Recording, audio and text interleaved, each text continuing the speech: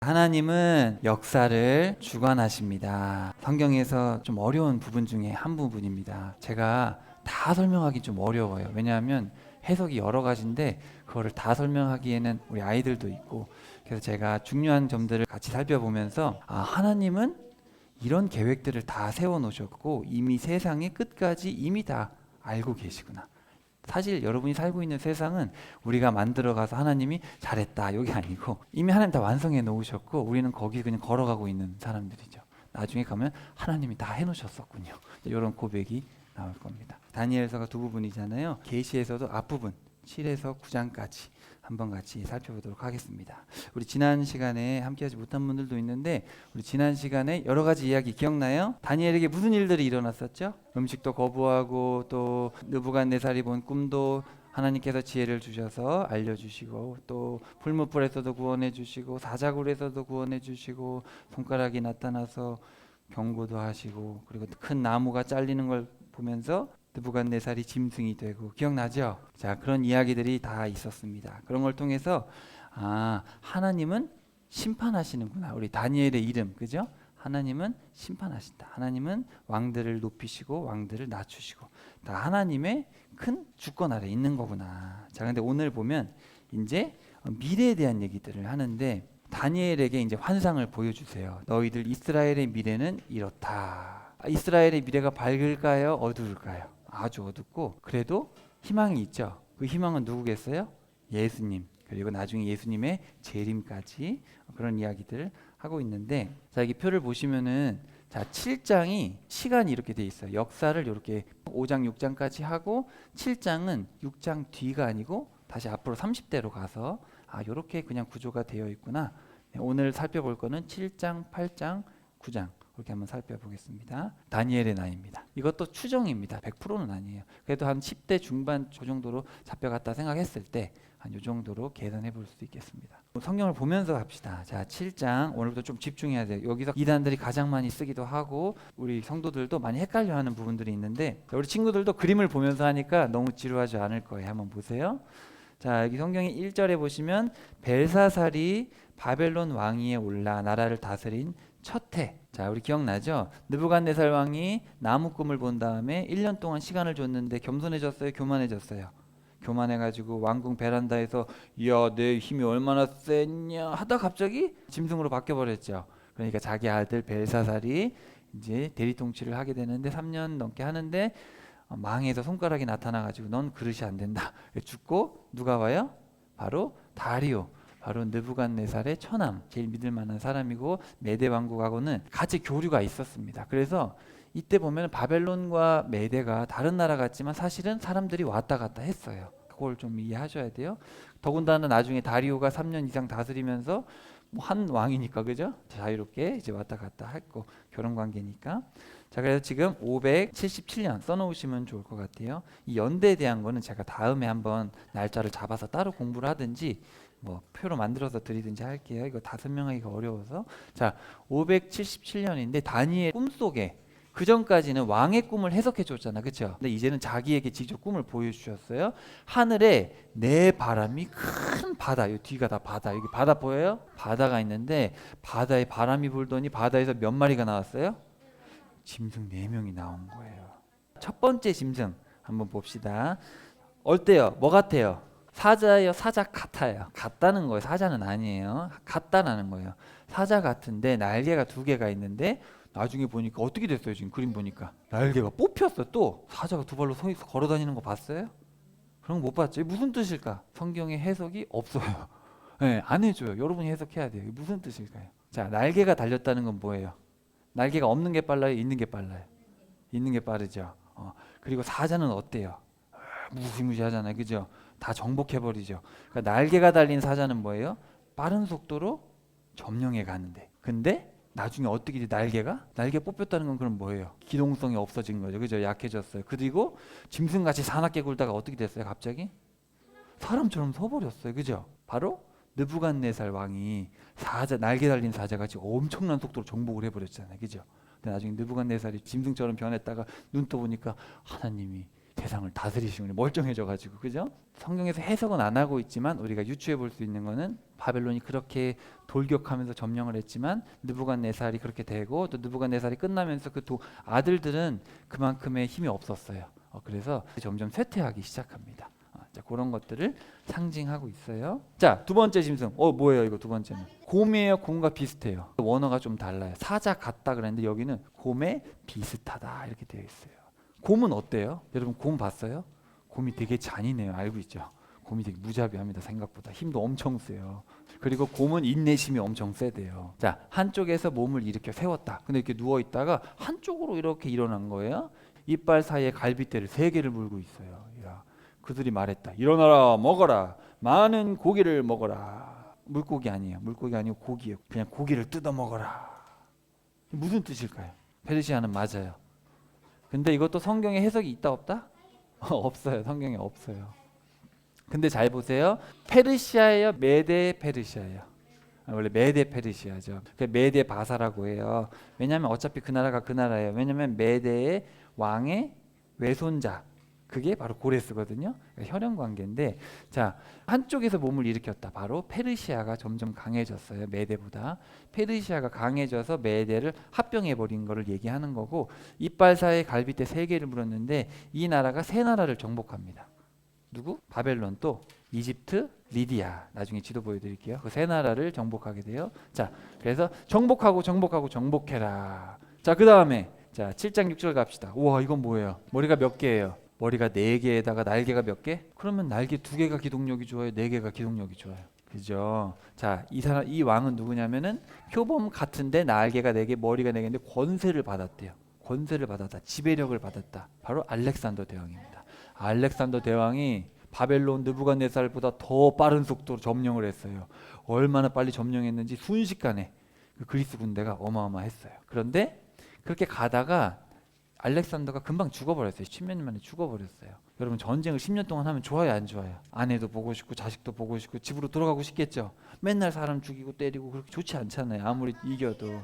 그래서 나라가 4개로 나눠집니다. 그래서 엄청나게 빠른 속도로 공격하는데 머리가 4개로 나눠졌다. 7 장군들이 싸우다가 결국은 4 장군이 나라를 나눠서 통치하게 되는 이야기를 하고 있고, 자, 그 다음에 이제 중요한 주인공인데 주인공은 바로 4번째 짐승입니다. 자, 7장 7절에 보시면 4번째 짐승을 봤다. 엄청나게 무섭고 아주 강하고 새로 된 큰 이빨, 먹고 부서뜨리고 그 나머지를 발로 밟고, 전에 모든 짐승과 다르고 뿔이 몇 개예요? 전에 신성에는 발가락이 몇 개였어요?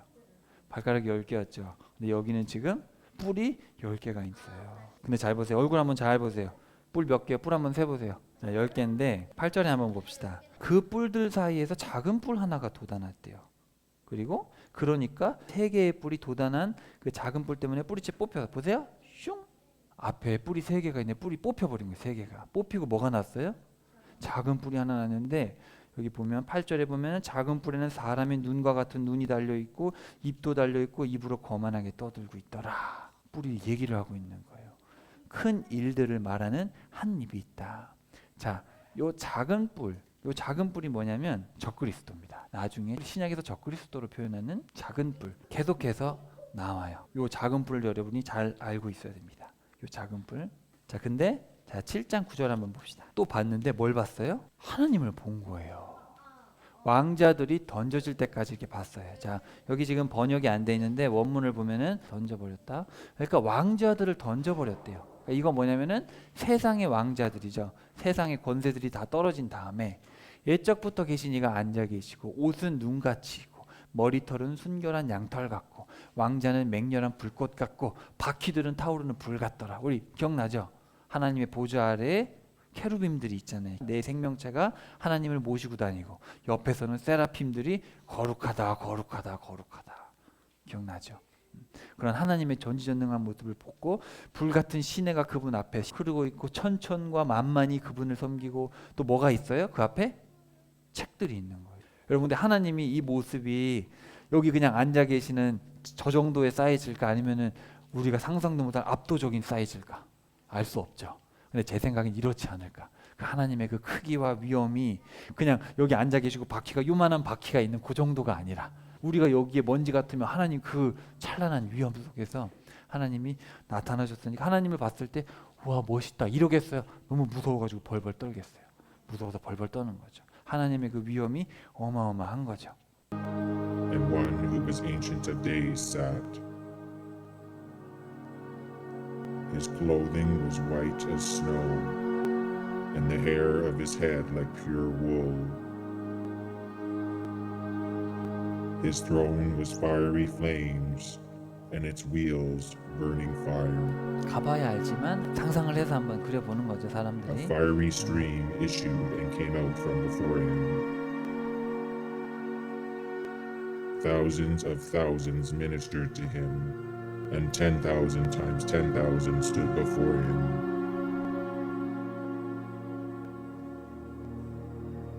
The judgment was set, and the books were opened.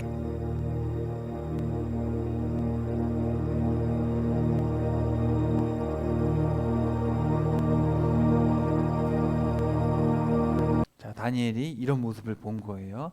이 모든 권세가 다 무너지고 나서 하나님이 이제 심판을 하시는 거죠. 자, 11절에 가시면 자, 그때 내가 이 뿌리낸 엄청난 말들의 소리로 인하여 보았으니 곧 그 짐승이 죽임을 당하고 그의 몸이 파멸을 당하여 타오르는 불꽃에 넘겨질 때까지 내가 바라보았다. 이거는 이 작은 뿔이 뭐냐에 따라서 좀 해석이 다를 수 있겠죠.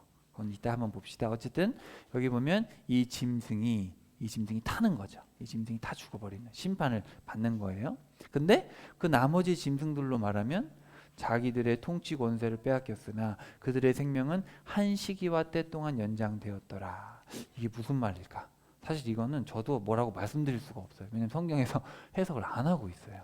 확실한 거는 이 짐승, 이 로마로부터 파생되는 어떤 거죠. 로마는 아니죠. 왜냐하면 우리가 금신상을 봤을 때 로마가 어디예요? 몸에 어디예요? 종아리, 맨 아래가 아니죠. 종아리죠. 종아리고 발은 뭐예요? 나누어졌죠. 쇠와 흙이 섞여 있어요. 그러니까 로마가 아니에요. 열 뿔이 로마의 초대 황제 아우구스투스, 옥타비아누스부터 열 왕이겠어요? 아니겠어요? 그건 아닌 거죠. 왜냐하면 그렇게 따지면은 종아리부터 10개가 나눠져야 되는데 그게 아니라 종아리가 있고 나서 발가락이 10개로 나눠지는 걸 보면 로마의 어떤 통치가 어느 정도 뭔가 변화가 있는 다음에 10개로 뭔가 나눠져야지 그게 맞잖아요. 그죠? 그 로마 이후에 등장하는 그 로마에서 나오는 어떤 그 세력이 나중에 심판을 받는데 어쨌든 그 이후에도 통치 권세를 빼앗겼으나 생명은 한 시기 동안 연장된다. 내가 밤의 환상 속에서 보는데 보라 사람의 아들 같은 이가 하늘의 구름들과 함께 와서 옛적부터 계신 이에게 갔다. 사람의 아들 같은 이 누구죠? 그죠?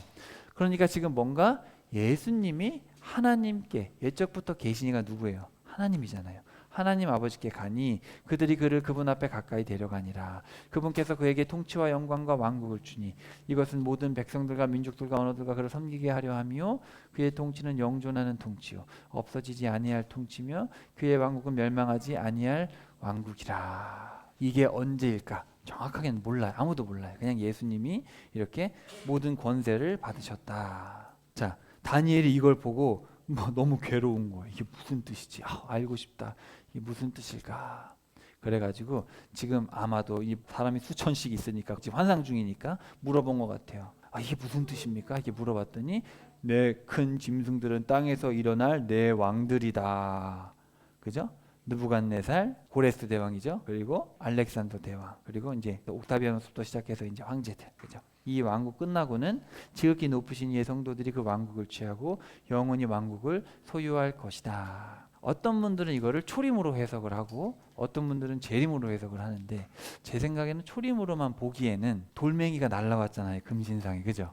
그래서 금신상을 딱 찍어서 어떻게 됐어요? 발을 딱 찍어서 다 날아가 버려, 없어져 버렸죠. 근데 만약에 그거를 초림으로 생각을 했을 때는 예수님이 교회를 세우셔서 교회가 영원하긴 하지만 아직도 금신상이 멀쩡하죠. 그러니까 사실 초림보다는 재림이 좀 더 맞지 않을까. 근데 성경에 답은 나와 있진 않아요. 제 생각은 그렇습니다. 다 알겠어. 첫째, 둘째, 셋째 짐승까지는 뭐 그냥 알겠는데 이 넷째 짐승은 보통 놈이 아닌 거예요. 그러니까 넷째 짐승에 대해서 알고 싶은 거예요, 다니엘이. 그래서 다니엘이 이제 묘사를 합니다. 그 넷째 짐승은 다른 모든 짐승과 다르고 힘이 두렵고 이빨은 세고 발톱은 노시고 먹고 부수고 발로 짓밟고 그리고 거기서 나오는 그 작은 뿔은 뭘까? 뿔도 알고 싶다. 그러면서 그 뿔은 앞에 세 개가 넘어졌고 눈들이 있고 힘이 큰 일들을 말하고 모습은 동류보다 더 튼튼한데 그 뿔이 성도들하고 싸워 이겼다? 성도들하고 싸워 이겼다?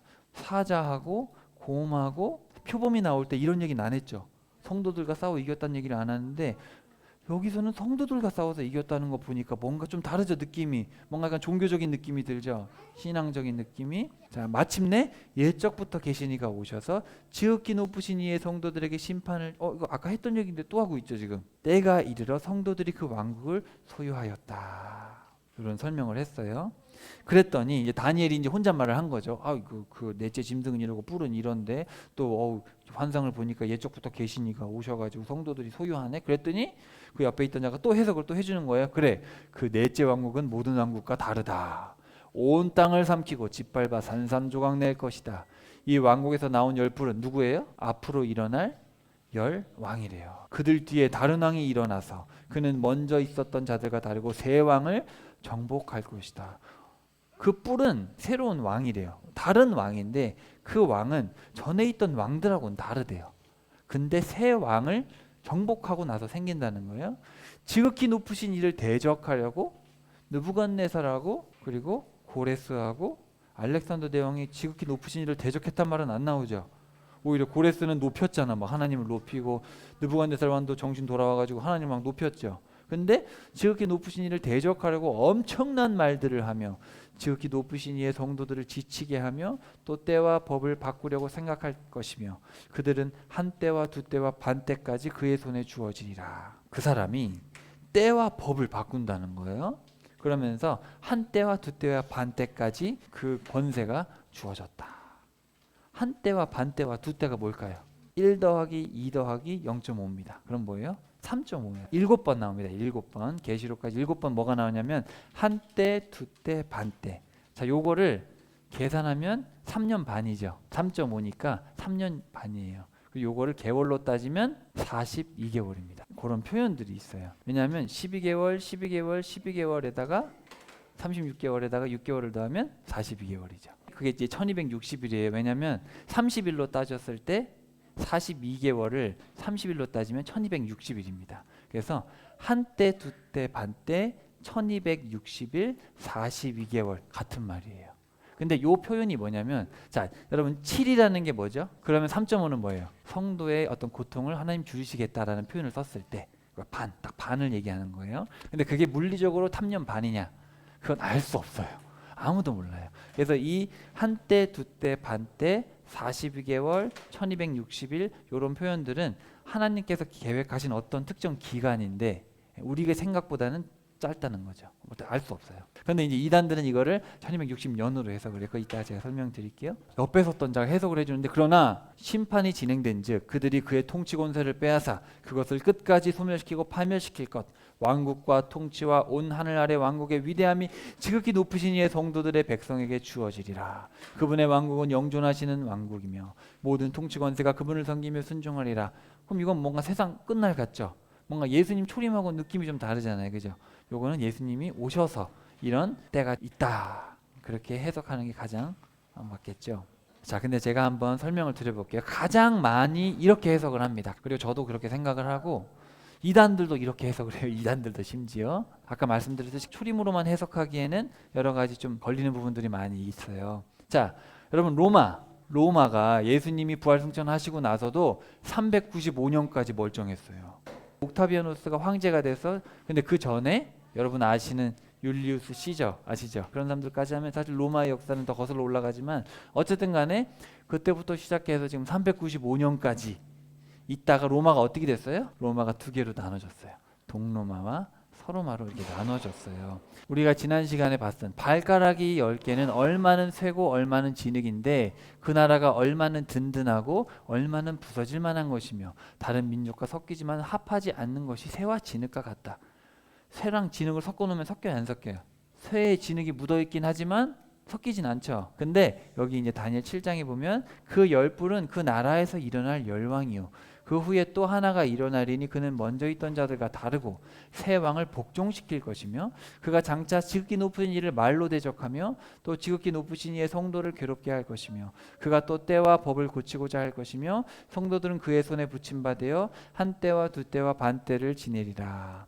역사를 공부해 보면 서로마, 동로마, 서로마가 나눠졌는데 서로마가 10개로 나눠집니다. 그래서 앵글로 섹슨부터 시작해서 프랑크 이렇게 쭉 나와 10개. 근데 지금은 영국, 프랑스, 독일, 스위스 이렇게 돼 있죠. 지금은 저 민족들이 저렇게 나눠져 있는데 역사에 보면은 이 세 나라 저기 오른쪽에 보이시죠? 동고트랑 반달이랑 헤룰라이. 여기는 사실은 종교적인 문제가 좀 있었어요. 교황을 인정하지 않고 어떤 그런 부분들이 있어가지고 나중에 이 세 나라를 무너뜨리고 한 나라가 세워집니다. 그 나라가 뭐냐면 바로 교황청이에요. 교황청. 근데 여러분 제가 지금 다 설명하기는 어려운데 이 로마 카톨릭이 바로 이 작은 뿌리다. 이건 제 얘기가 아니라 여러분 잘 알고 있는 종교 개혁자들 있죠. 칼빈, 웨슬리 수많은 사람들이 다 얘기했어요. 카톨릭이 아닐 수가 없다. 로마 교황이 아닐 수가 없다. 이 성경을 잘 모르고 역사 공부를 잘 안 한 분들은 또 카톨릭에 대해서 잘 모르는 분들은 카톨릭은 우리 형제교회 아니냐. 전혀 그렇지 않습니다. 그거는 전혀 그렇지 않아요.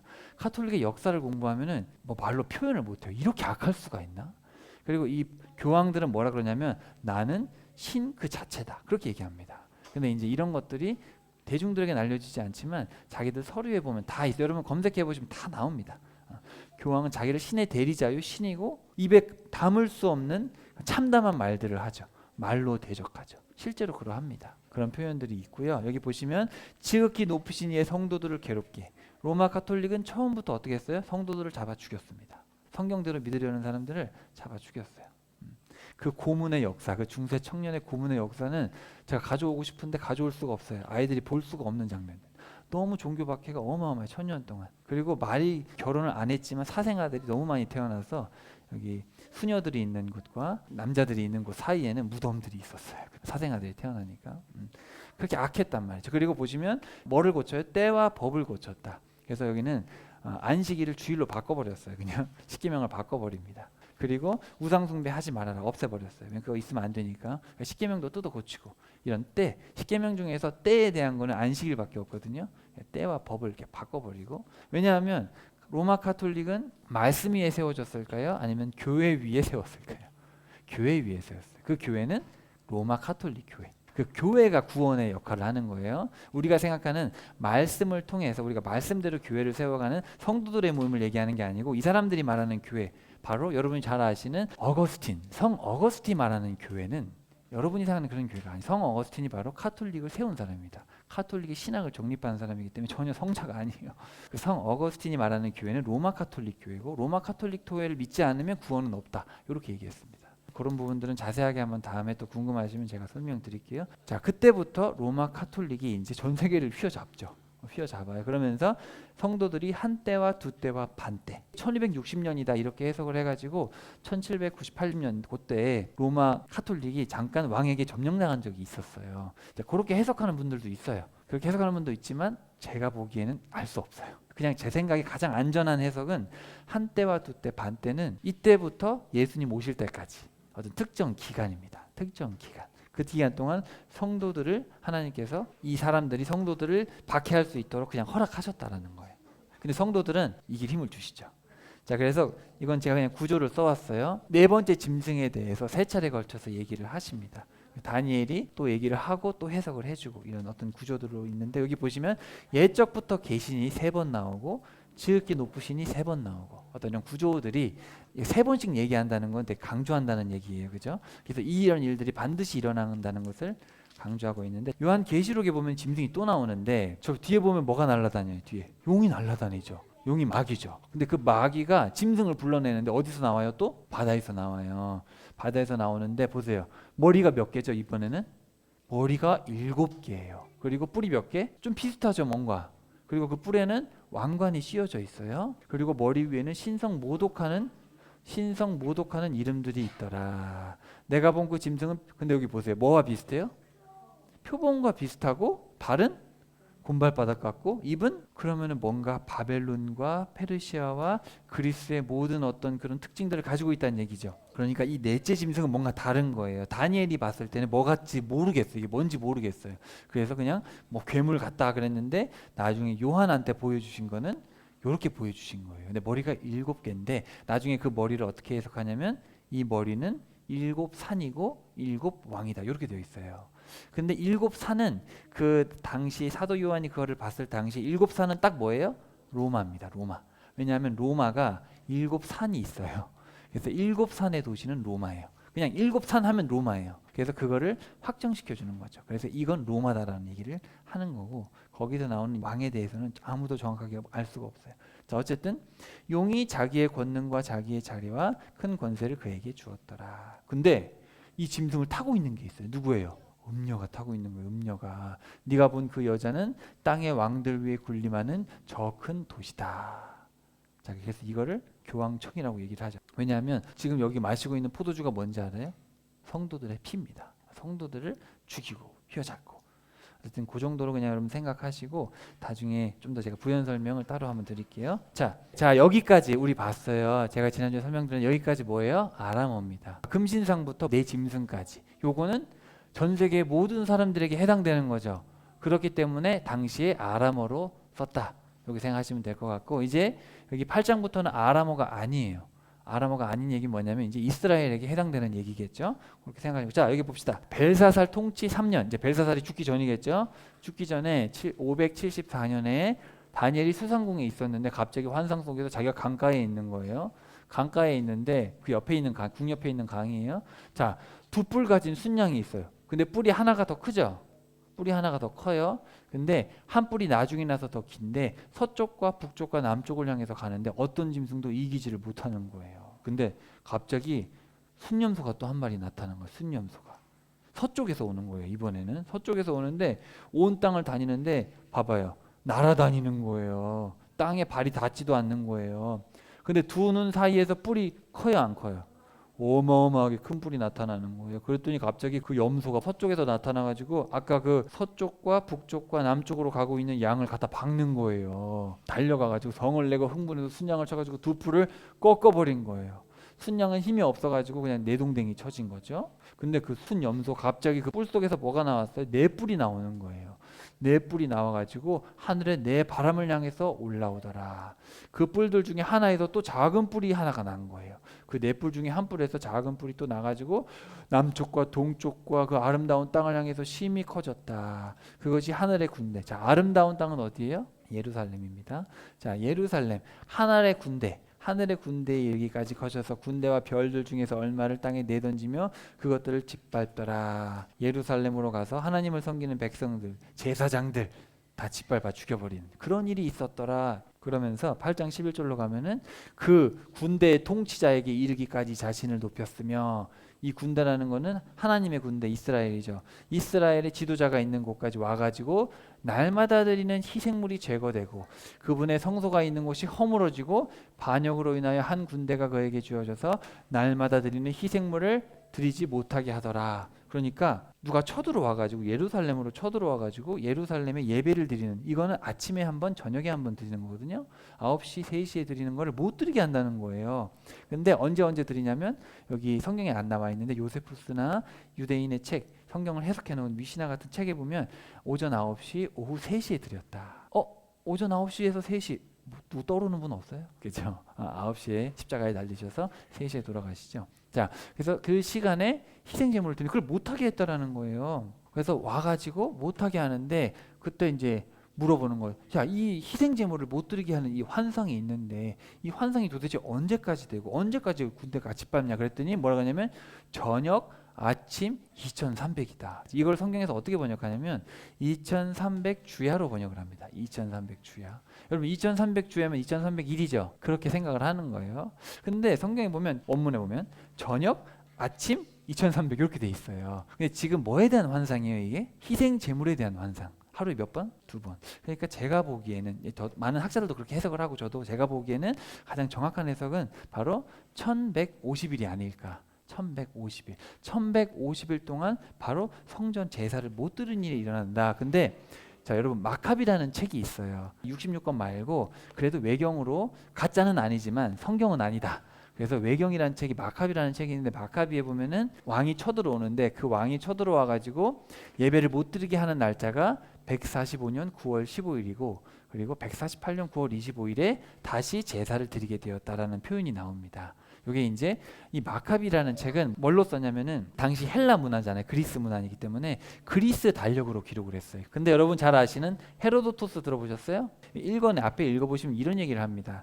자, 인생이 70년인데 70년을 해보면은 2520일이다. 왜냐하면 360 곱하기 70. 왜냐하면 30일씩 12달이니까. 예, 30일. 근데 만약에 여기다가 윤달을 넣으려면은 2년에 한 번씩 30일을 넣어야 됩니다. 그런 얘기를 하고 있어요. 그러니까 우리가 이걸 보면 뭘 할 수 있냐면 그리스 사람들은 어떻게 달력을 계산했냐면 365일로 계산한 게 아니라 2년에 한 번씩 30일을 추가했다. 이걸 알 수가 있어요. 그렇기 때문에 우리가 그 날짜 계산법으로 했을 때 우리가 쓰는 태양력으로 했을 때 167년 12월부터 164년 12월 날짜를 정확하게 계산을 해보면 딱 떨어집니다. 1150일이 나와요. 360 곱하기 3을 한 다음에 윤달 60일을 추가하고 15일에서 25일을 하면 10일이 추가돼서 1150일이 나옵니다. 여기서 얘기하는 2300 밤야잖아요. 밤야자가 야주죠. 야주 2300. 근데 제가 이걸 왜 자세하게 설명드리냐면 안식교에서 2300년으로 해석을 해서 중건령이 내려질 때부터 2300년이 지나서 1844년에 예수님이 재림하신다. 이렇게 해석을 하는 거예요. 1844년에 예수님 재림하신다는데 재림하셨어 안 하셨어요? 예수님이 내려오셨다가 조사하러 다시 올라가셨다. 이렇게 되는 거예요. 다시 올라가서 지금 심판할 놈이 누군지 이제 조사하자 내려왔으니까 그 얘기를 하는데 말도 안 돼요. 근데 여러분이 인터넷에 2300을 치거나 1151을 치거나 다니엘을 치면 90%는 다 안식교입니다. 여러분 헷갈릴까 봐 제가 설명을 드리는 거예요. 나 다니엘이 환상의 뜻을 알고자 할 때 내 앞에 사람의 모양 같은 것이 있었다. 그래서 가브리엘아 이 사람이 환상을 깨닫게 해라. 하나님이 가브리엘 천사한테 가브리엘 천사야 절로 가가지고 다니엘 설명 좀 해줘라. 그랬더니 내가 두려워서 얼굴에 땅에 대고 엎드렸으니 사람의 아들아 깨달으라. 환상은 끝이 임하는 때 있을 일이다. 그 경로의 마지막 끝에 있을 일 정해진 때에 그 끝이 임할 것이다. 자, 이건 언제 끝이냐면 바로 그리스 시대가 끝날 때입니다. 그리스 시대. 그리스가 다스리는 시대가 끝날 때예요. 자, 그래서 설명을 해줘요. 두 뿔 달린 순양은 메대와 페르시아다. 페르시아가 늦게 났는데 더 커졌죠. 그래서 뿔이 늦게 난 뿔이 더 커졌어요. 그리고 거친 순념소인 그리스의 왕 알렉산더 대왕이다. 그리고 그 뿔이 꺾여서 4개가 나왔는데 바로 네 민족이 네 왕국이 세워지고 첫째 왕의 건세보다는 못하다. 알렉산더 대왕보다는 못했죠. 그래서 이렇게 쳐들어가는 거예요. 바벨론 쳐부쉈죠. 리디아 쳐부쉈죠. 이집트 쳐부쉈죠. 저렇게 메데 페르시아가 쳐들어가는데 갑자기 왼쪽에서 그리스가 여기죠. 그리스에서 뿔 달린 알렉산더 대왕이 나타나가지고 그냥 순식간에 날개 4개 달린 표범 기억나죠? 뭐 순식간에 그냥 쳐들어가서 다 쓸어버린 거예요. 그래서 여기 전투 3번에서 망해서 끝났어요. 전투 3번에서 끝나고 어디까지 갔어요? 알렉산더 대왕이 인도까지 간 거예요. 인도까지 갔는데 너무 정복력이 심해가지고 병 걸려서 어디서 죽어요? 바벨론에서 죽어버립니다. 32살에 죽게 되니까 장군들이 7명이 싸웠는데 장군들 7명이 싸우다가 4명으로 압축이 돼서 셀류쿠스 장군은 요 땅, 그리고 톨레미 장군은 이집트, 리시마쿠스 장군은 요쪽, 카산더 장군은 원래 나라 이렇게 된 거예요. 그래서 네 나라. 이제 이해되셨죠? 근데 문제가 뭐냐면은 이 두 나라가 계속 싸운 거예요. 땅 따먹기 싸움을 했는데 얼마나 오랫동안 싸웠냐면은 150년 동안 싸웠어요. 그리고 198년에 저 전투 때문에 그 전에는 이집트가 여기를 다스렸어요. 120년 넘게 다스리다가 나중에 저 전쟁에서 바뀌어가지고 여기서 한 20-30년 이렇게 했는데 그 20-30년, 그 30년이 끝날 때 무슨 일이 일어났냐면은 아까 제가 말씀드렸던 예배를 못 드리고 거기에 돼지 피를 뿌리고 제우스 신상을 세워놓고 그런 일이 생긴 거예요. 그 셀류쿠스의 나라의 왕이 와가지고 그런 일이 일어난 거예요. 그래서 이 전쟁을 시리아 전쟁이라고 합니다. 자, 근데 그때 무슨 일이 일어났냐면은 잘 보세요. 그때 여기는 이러고 싸우고 있는데 왼쪽에는 무슨 일이 일어났냐면은 로마가 싸우고 있는 거예요. 로마가 여기가 로마고 카르타고 여기인데 여기는 한니발 장군이 있었어요. 한니발 장군이 코끼리 타고 엄청났잖아요. 로마랑 싸우는데 거의 뭐 비등비등한데 나중에 로마를 정복하기 위해서 한니발이 이렇게는 안 되겠다 해서 코끼리를 데리고 가가지고 이를 넘어갔어요. 그래서 여기 알프스 산맥을 넘어갔어요. 알프스를 넘어서 상상도 못했지. 여기는 상상도 못하고 있다가 갑자기 코끼리가 막 뒤에서 산에서 내려오는 거예요. 그래가지고 로마가 망하기 직전까지 갔어요. 망하기 직전까지 가는 그때 스피키오 장군이라는 장군이 한니발을 이깁니다. 그래서 로마가 기사회생을 해가지고 로마가 멸망하지 않아요. 근데 문제는 뭐냐면은 자 이거는 뭐 여러분 역사 공부하시면 되고, 근데 이 카르타고의 한니발 장군이 어디로 갔어요? 셀류쿠스한테 피난을 간 거예요. 셀류쿠스한테. 왜냐면 제일 크니까. 여기는 지금 로마가 다 먹어버리지 먹고 있어요. 로마가 다 먹어버리고 있고. 그래서 가서 이제 전쟁을 했어요. 셀류쿠스도 이제 로마가 세지니까 저 로마를 가만두면 안 되겠다 싶어가지고 했는데 이겼을까 졌을까? 졌어요.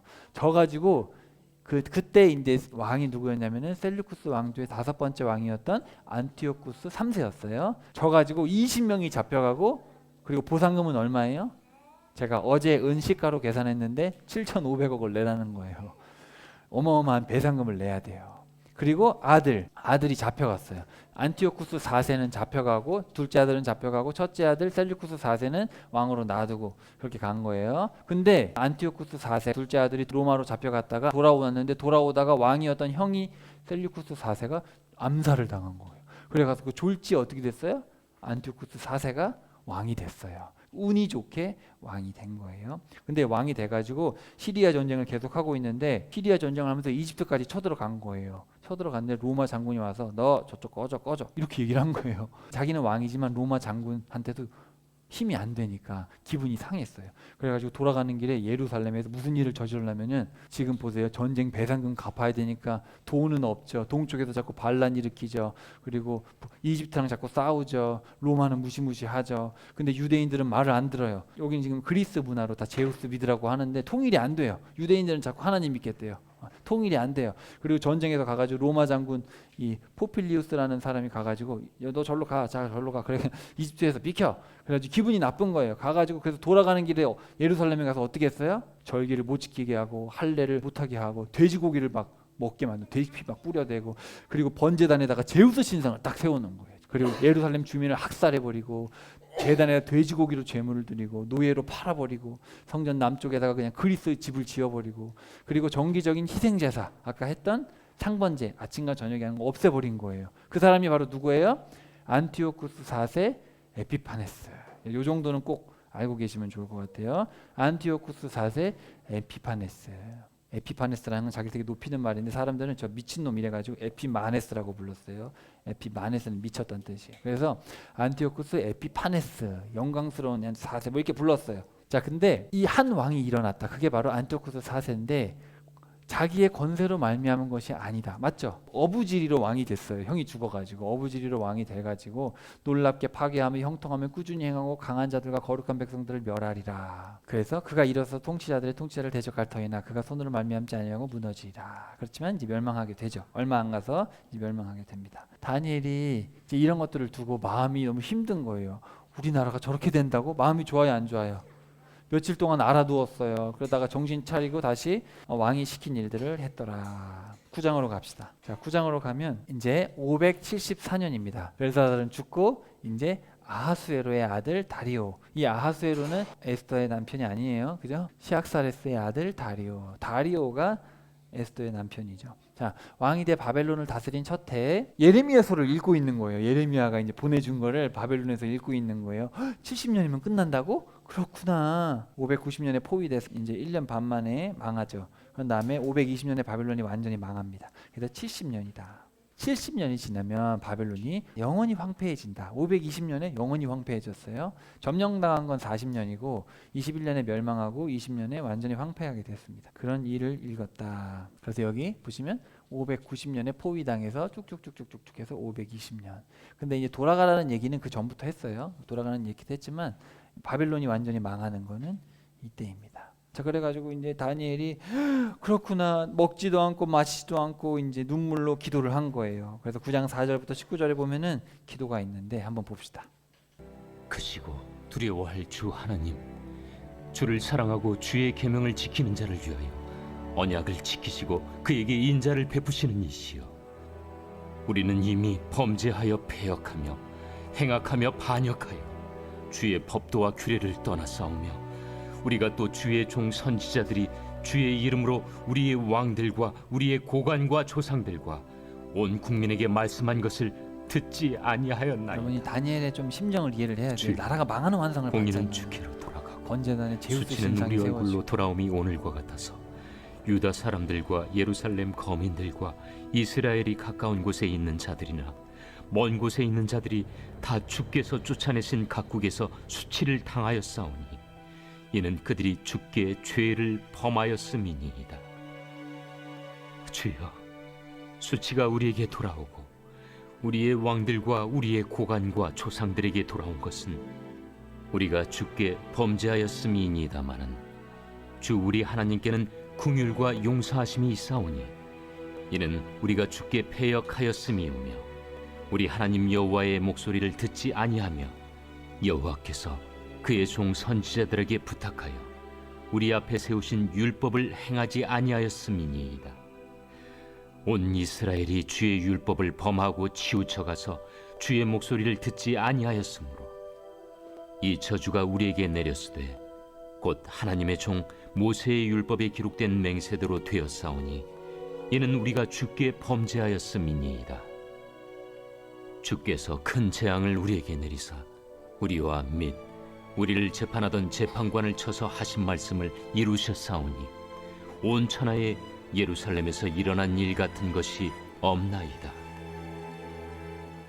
모세 율법에 기록된 대로 이 모든 재앙이 이미 우리에게 내렸사오나 우리는 우리의 죄악을 떠나고 주의 진리를 깨달아 우리 하나님 여호와의 얼굴을 기쁘게 하지 아니하였나이다. 그러므로 여호와께서 이 재앙을 간직하여 두셨다가 우리에게 내리게 하셨사오니 우리의 하나님 여호와께서 행하시는 모든 일이 공의로우시나 우리가 그 목소리를 듣지 아니하였음이니이다. 강한 손으로 주의 백성을 애굽 땅에서 인도하여 내시고 오늘과 같이 명성을 얻으신 우리 주 하나님이여, 우리는 범죄하였고 악을 행하였나이다. 주여 구하옵나니 주는 주의 공의를 따라 주의 분노를 주의 성 예루살렘 주의 거룩한 산에서 떠나게 하옵소서. 이는 우리의 죄와 우리 조상들의 죄악으로 말미암아 예루살렘과 주의 백성이 사면에 있는 자들에게 수치를 당함이니이다. 그라온즉 우리 하나님이여, 지금 주의 종의 기도와 간구를 들으시고 주를 위하여 주의 얼굴빛을 주의 황폐한 성소에 비추시옵소서. 나의 하나님이여, 귀를 기울여 들으시며 눈을 떠서 우리의 황폐한 상황과 주의 이름으로 일컬는 성을 보옵소서. 우리가 주 앞에 간구하옵는 것은 우리의 공의를 의지하여 하는 것이 아니요 주의 큰 긍휼을 의지하여 함이니이다. 주여 들으소서. 주여 용서하소서. 주여 귀를 기울이시고 행하소서. 지체하지 마옵소서. 나의 하나님이여, 주 자신을 위하여 하시옵소서. 이는 주의 성과 주의 백성이 주의 이름으로 일컬는 바 됨이니이다. 그 심정이 어떨까? 나라가 저렇게 망해서 또 환상을 보니까 우리 이스라엘의 미래가 바벨론 끝나고 돌아온다고 해도 밝은 게 아니에요. 밝은 게 아니라 페르시아에 점령당하고 또 그리스 마지막에는 안티오쿠스 4세라는 악한 왕이 태어나서 매일 드려야 되는 그 상번제도 못 드리게 하고 제우스 신상이 세워지고 너무너무 슬프잖아요. 그러니까 다니엘의 목장이 무너지는 거죠. 그러니까 이렇게 기도를 하는 거죠. 여러분, 우리가 노예가 되거나 포로가 되거나 전쟁의 비참함을 경험을 안 해봐서 그렇지 얼마나 슬픕니까? 근데 사실은 우리 모두가 죽음이라는 게 있죠. 그래서 우리가 죽기 전에 일어날지 안 일어날지 모르지만 우리 모두가 결국은 주님 앞에 서야 되는 건 마찬가지거든요. 이런 것들이 남의 일이 절대 아닙니다. 자, 그래서 다니엘이 이렇게 모든 히브리어 단어들을 다 쓰면서 우리가 정말 잘못했습니다. 귀를 기울이지 않았고 우리가 죄를 졌고 말씀대로 됐습니다. 이렇게 얘기를 합니다. 근데 갑자기 그때 다니엘아, 이제 내가 내게 지혜와 이해력을 주려고 왔다. 네가 기도를 시작할 때 그것을 말해주려는 명령이 떨어져서 내가 왔다. 너는 큰 사랑을 받은 사람이다. 그러므로 너는 이 일에 대해 생각하고 환상을 깨닫도록 해라. 가브리엘 천사가 하나님의 명령을 받고 와서 하나님이 가브리엘아, 저 기도 시작했다. 그래, 가서 빨리 얘기해줘라. 그렇게 얘기를 하러 간 거죠. 9장 24절에 보시면은 여기 좀 중요한데요. 여호와께서 내 백성과 거룩한 도시에게 70이레를 정하셨다. 자, 여기 이레라는 게 7대를 얘기하는 겁니다. 그래서 요 71이라는 거는 490년을 얘기하는 건데,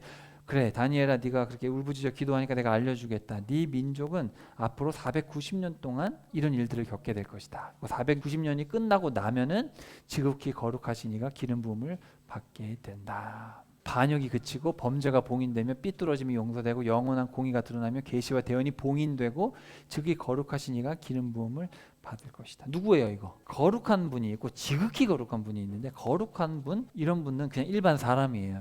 제사장이나. 근데 지극히 거룩한 건 하나님이죠. 예수님. 자, 예루살렘을 회복하고 건축하라는 명령이 날 것이다. 이제 곧 중건령이 내려지는데, 돌아가라고 얘기할 때부터 통치자, 기름 부은 자에게 이르기까지 7일회가 지날 것이다. 49년이 지나갈 것이다. 그리고 그때부터 또 434년이 지나가는데, 그 434년의 곤란한 때에 거리와 성벽이 재건될 것이다. 그리고 434년이 지난 후에는 기름 부은 자가 끊어질 것이나 자기를 위한 것이 아니다. 장차 임할 통치자의 백성이 그 도시와 성소를 파괴할 것이고, 그것의 끝에는 홍수 같은 것이 있다. 홍수, 여기는 홍수라고 번역을 했어요. 홍수가 맞는데 이제 그 뜻을 보면은 군대가 홍수같이 와서 다 파괴시킨다는 거예요. 또 끝날까지 전쟁이 있을 것이다. 황폐함이 결정되었다. 그래서 이게 이스라엘 백성의 미래입니다. 고레스 왕이 돌아가라 할 때부터 490년 동안 이런 일이 일어난다. 이제 이거를 자세하게 설명을 해줬어요. 그래서 처음에 7일에 62일에 1일에 합해서 70일이에요. 49년, 434년, 7년. 근데 요거를 잘못 해석하면 나중에 어떻게 돼요? 7년 대환란. 여기서 나오는 거예요. 7년 대환란. 예수님 오시기 전에 7년 대환란이 있다. 왜냐하면 학자들이 아무리 끼워 맞춰도 저 7년이 안 맞아 떨어지는 거예요. 자, 근데 여러분이 여기서 이제 뭘 생각해야 되냐면, 자, 여기도 기름 부은 자가 있고 여기도 기름 부은 자가 있는데 같은 분이냐 다른 분이냐. 여러분 가지고 있는 성경에 여기를 왕으로 번역을 해놨어요. 왕 기름 부은 자 누구예요? 예수님이라고 생각이 들죠? 아니에요. 아니, 거기서 이제 오류가 발생하는 거예요. 원문에 보면 그냥 통치자라고 돼요. 통치자. 그리고 아까 보면 예수님은 어떤 분이에요? 지극히 거룩한 자. 다릅니다. 그래서 통치자, 기름 부은 자, 그리고 여기는 기름 부은 자가 있어요. 제가 이거 설명을 드릴게요. 장차 한 통치자가 와가지고 1일회 동안 언약을 확정하는데, 그래서 BC 68년부터 7년 동안 언약을 확정하는데 3년 반이 되면 희생물과 봉헌물을 그치게 하고 가증한 것들고 뒤덮기 위해서 완전히 끝날 때까지 황폐하게 한다. 뭔가 아까랑 비슷하죠. 아까 그리스 마지막 때에 안티오쿠스 에피파네스 4세가 했는데 그 후에 로마 시대에도 이런 일이 또 있다는 거예요. 고레스가 551년에 돌아가라 얘기를 했어요. 그런 다음에 49년도에 누가 나타나면 저게 바로 느헤미야입니다. 느헤미야가 바로 성벽을 재건한 사람이에요. 성벽 재건. 근데 느헤미야가 뭐 할 때 곤란했어요. 왜냐하면 산발라, 도비아 같은 사람들이 와서 막 못지게 방해했다면 다 부수고 막 난리 났어요. 근데 이 느헤미야가 누구예요? 바로 페르시아에서 보낸 통치자입니다. 그리고 기름을 부음 받았죠. 통치자로 기름 부음 받았어요. 그리고 이제 434년이 지났을 때 기름 부은 자가 끊어졌는데, 이때 누구냐면은 그때 대제사장이 힐카누스 2세인데 힐카누스 2세가 잘렸어요. 잘려가지고 대제사장이 끊어져 버렸어요. 그런 이야기가 있습니다. 근데 그 일을 누가 하냐면은 나중에 로마의 폼페이 장군이 와서 그 일을 하게 돼요. 그래서 폼페이 장군이 그 이스라엘 주변 지역에 이제 평화의 언약을 맺은 거예요. 평화의 언약을 맺고, 그래 너희들 내가 다 때려 부수진 않겠다. 그래 너희들 그냥 로마의 속국으로 잘 다스려, 이렇게 언약을 맺은 거예요. 쭉 내려왔어요. 정복하기 시작해가지고 폼페이가 엄청나게 정복을 했거든요. 근데 이제 폼페이가 왔는데 정치적으로 아주 복잡했어요. 근데 폼페이가 와가지고 지성소에 들어간 거예요. 안 죽었어요. 그런 일들이 일어납니다. 그래서 성전 황폐화가 되고 막 제사장 죽여버리고 막 폼페이가 와가지고, 폼페이가 71년에 때 이제 왕자 2명이 있었어요. 힐카누스 2세가 형이고 아리스토블루스라는 동생이 있어요. 이 두 사람이 형제가 싸웠는데 힐카누스 2세가 원래 대제사장인데 형을 몰아내고 아리스토블루스 2세 동생이 올라간 거예요. 기름 부은 자가 됐는데, 싸우다가 나중에 폼페이가 힐카누스 2세를 세워놓고, 근데 이때까지는 왕이면서 제사장이었어요. 그러다가 힐카누스 2세를 다시 세우고 동생을 로마로 데려갑니다. 폼페이가 로마로 데려가 버려요. 그런 일들이 있었어요. 그래서 이렇게 고레스 칙령에서 49년 있다가 느헤미야가 총독으로 임명되죠.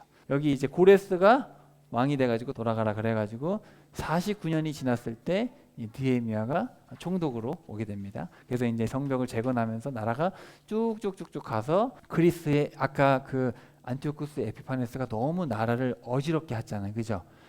야주 2300 이렇게 상번제도 못 드리고 1150일 동안 너무 괴롭히니까 뭐가 일어났어요? 독립전쟁이 일어난 거예요. 그래가지고 마카비라는 사람을 중심으로 해서 독립전쟁을 해가지고 싸워서 이겼어요. 그리고 로마랑 동맹을 맺었어요. 그래서 그때 이제 그리스 시대가 끝나고 로마랑 동맹을 맺고 왕조를 세우면 이 하스몬 출신이에요. 사람들이 하스몬 출신이. 그래서 하스몬 왕조라고 합니다. 그래서 이제 하스몬 왕조를 쭉 이제 가고 있는데 이 하스몬 왕조에서 왕자 둘이가 싸운 거예요. 왕자 둘이가 싸워가지고 이제 로마가 들어오게 돼서 그래가지고 대제사장 힐카누스가 폐위되고 폼페이가 와가지고 예루살렘 성전에 제사장들 죽이고 들어가고 그리고 이제 폼페이가 기원하면서 490년의 역사가 끝나게 되는 거예요. 이렇게 이해하는 게 가장 성경적이고 이 외 이야기를 제가 다 설명드리면 너무 길어서 그건 다음에 한번 기회가 되면 설명드리고 제가 자료를 다 찾아봤을 때 이게 가장 연대순으로 맞다.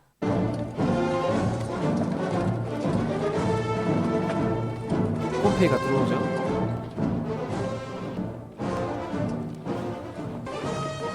폼페이가 이제 성전을 다 부셔버리고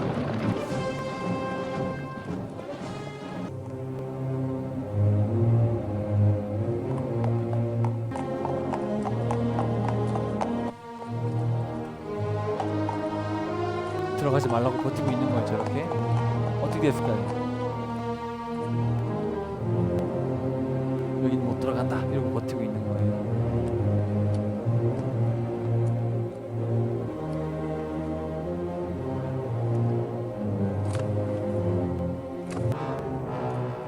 제가 잘라왔어요. 우리 어린 친구들이 있어요. 지성소에 들어갔어요. 율법서를 보고 가지고 나왔어요.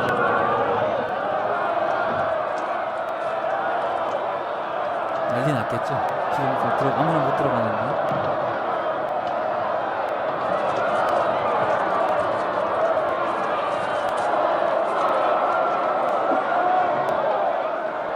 폼페이 장군이에요. 폼페이 장군.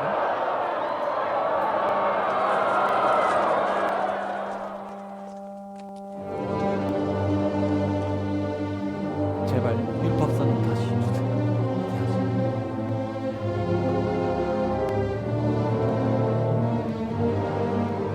태워버릴까 하다가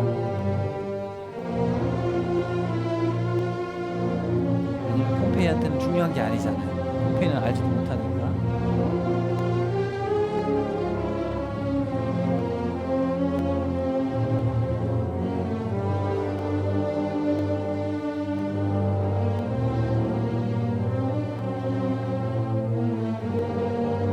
당시 그 로마의 권력이 어마어마했죠.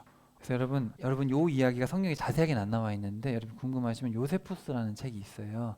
나중에 70년에 망할 때 이제 요세푸스라는 사람이 유대 역사를 알고 있던 사람이 로마로 이제 항복해 버렸어요. 그 사람이 쓴 책에 읽어보면은 폼페이가 와서 놀랬다는 거예요. 왜냐하면 다 죽이는데 목에 칼이 들어오는데도 제사를 드리고 있는 거예요. 도망 안 가고. 왜냐면 이 사람이 이제 목숨 걸고 제사를 했던 거예요. 유대인들이 그건 잘했어요. 그러니까 이거 정말 제사 드리는 걸 목숨 걸고 했어요. 그래서 이 사람들의 종교심에 대해서 너무 충격을 받았대요. 폼페이가. 이제 그런 얘기들이 요세푸스 읽어보시면 자세하게 나옵니다. 물론 요세푸스는 성경이 아니기 때문에 연대기 오류도 많이 있어요. 그렇지만 그럼에도 불구하고 이 상황을 파악할 수가 있는. 자, 그래서 여러분 제가 말씀드리고 싶은 거는 우리가 이런 이야기들 하나님께서 이미 이 역사를 주관하고 계시죠. 하나님은 여러분의 미래 다 알고 계십니다. 이미 하나님이 세팅을 해놓은 건 아니에요. 여러분이 어떻게 되라고 다 이렇게 운명론처럼 정해놓으신 건 아니지만 큰 틀에서 역사는 주님의 뜻대로 항상 갑니다. 마귀가 발버둥 쳐봤자. 그래서 여기도 보면 그래 다니엘아 네가 그렇게 기도하니 알려주겠다. 네 나라의 역사는 490년 내가 정해놨다. 근데 그 490년 역사 속에서 보면 어려움들이 많은데 특별히 이런 일이 일어나고 그죠? 이런 그리스 끝에 이런 무자비한 일이 일어나고 또 로마 시대 때 또 70일의 마지막 때가 되면 저렇게 폼페이가 와가지고 또 성전이 완전히 지성소가 열리잖아요. 이런 일이 또 일어난다. 이제 그 후에 이제 잠깐 있다가 예수님이 오시게 되죠. 지극히 거룩하신 분께서 오셔서 그러니까 너희들이 지금 사실 이 죄악을 담당하는 거죠. 이스라엘 백성들이 잘못했던 것들을 담당한다. 그래서 여러분 사실 이 다니엘이라는 책은 이스라엘의 역사에 대한 책이지 이스라엘의 미래에 대한 책이지 먼 미래에 갖다가 해석하시면 안 돼요. 자꾸 사람들이 이런 내용들을 자꾸 막 먼 미래로 자꾸 갖다 붙이고 막 그러다 보니까 산으로 가는 경우가 좀 있어요. 큰 틀에 이렇게 이해하시면 되고 아람어로 기록되어 있는 거 로마 제국과 그 후에 등장하는 작은 뿔이 로마 카톨릭이다. 제가 얘기는 할 수 있지만 그 성경에 있는 얘기는 아니에요. 여러분이 직접 판단해 보시고 정말 카톨릭이 그렇게 악한가? 그럼 나중에 카톨릭이 종교개혁 이후에 카톨릭의 머리는 뭐냐면 예수회입니다. 여러분 예수회에 대해서 꼭 아셔야 돼요. 자, 성도의 최후 승리가 나오고 그다음에 그리스 시대 때 이제 성전이 황폐하고 또 로마 시대 때 황폐해지고 이런 일들을 보면서 아, 우리 이스라엘 미래가 어둡구나. 그럼에도 불구하고 이 어둠을 깨고 누가 오세요? 바로 예수님께서 오시고, 바로 예수님께서 먼 미래에 이 뿔을 꺾으시고, 작은 뿔을 꺾으시고, 이 세상 권세를 다 꺾으시고 성도들에게 완전한 세상을 소유하게 해주시는 때가 있구나. 그런 심판자시요 주관자이신 우리 주님을 소개하는 책이 되겠습니다. 자, 따라해 봅시다. 하나님은 역사를 주관하십니다. 이미 하나님께서 완성하신 역사 가운데 신실하게 순종하는 것이 바로 우리의 본분입니다. 그래서 여러분, 다니엘서가 어렵고 뭐 이런 얘기가 있나 싶지만, 저는 다니엘서를 읽으면서 정말 우리가 크신 하나님, 역사의 주관자, 내 삶을 책임지시는 분이구나 확신이 생기고 오히려 더 담대해지더라고요. 그래서 같은 은혜가 여러분에도 있기를 바라고, 우리가 이 다니엘서 같은 책 그냥 어렵게 치부하지 말고 열심히 공부하면 흔들릴 일이 없고 우리 신앙이 견고해질 줄로 믿습니다. 오늘 역사를 주관하신 하나님을 신뢰하면서 한 주간도 신실하게 사는 우리 모두가 되길 축복합니다.